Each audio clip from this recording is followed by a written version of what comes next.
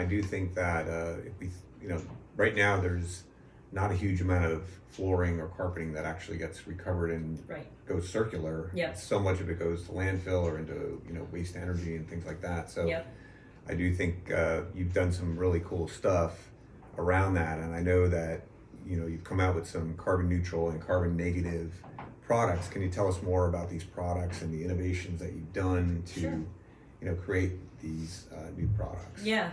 So the most important thing, of course, is to drive down the embodied carbon of all the stuff that we make. Since 2003, we've actually been purchasing offsets that equate to the entire life cycle of our products and offering them as carbon neutral. So that started with carpet, which, as you know, is where we started. But now we have, people don't even realize, we have LVT, we have vinyl sheet, we have rigid core LVT, we have Nora rubber. So for all of our products, and now globally, not just in the Americas, we purchase offsets for any part of that carbon footprint that we can't reduce. And then we even buy offsets for the rest of the life cycle after it leaves our dock that account for, people vacuuming or cleaning them, however all those products get cleaned. So that has been a standing program for a long time for us. What was really neat back in what year was it now? 2020. We all have no sense of time since the pandemic. We launched the world's first carbon negative carpet tile. And that is, that claim is based on cradle to gate, or as you know, raw material extraction through manufacturing.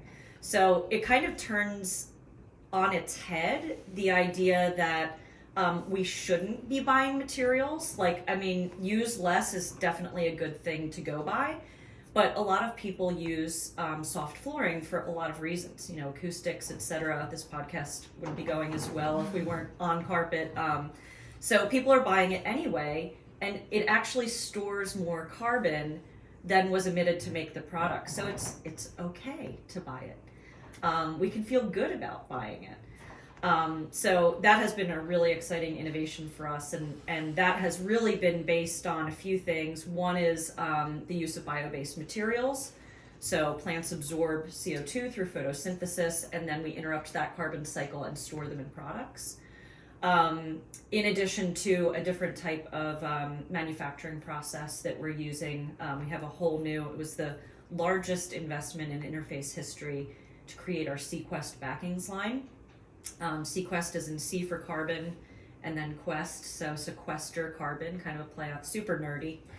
We're very nerdy. So that has, I think, it's 3 styles right now that are standard as carbon negative, but I think it just bodes well for the industry. You guys are used to so many varied products, right, that you certify, different types of manufacturers that you work with.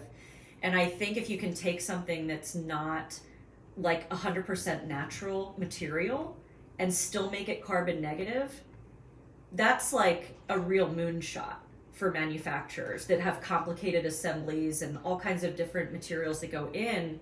And to know that that's possible, I think, has been a real mind bender for people, and it's exciting.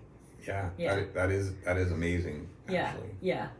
And I do think that Mission Zero set you up well, right, as a company, because you were able to reduce those emissions significantly from the beginning. Well, not from the beginning; it took years to get there. Sure. Yeah. Right. Yeah. But I do think a lot of companies are saying, okay, we're going to buy offsets, we're going to do this, but setting up what you did in the beginning by driving everything down to as low as possible in terms of impact is the right way to do it. Yeah. And then the offsets that you do purchase, or embedding that carbon-based material in there, makes the lift a little smaller. Yeah. I guess you could say, right? Exactly. Yeah. Exactly. Yeah.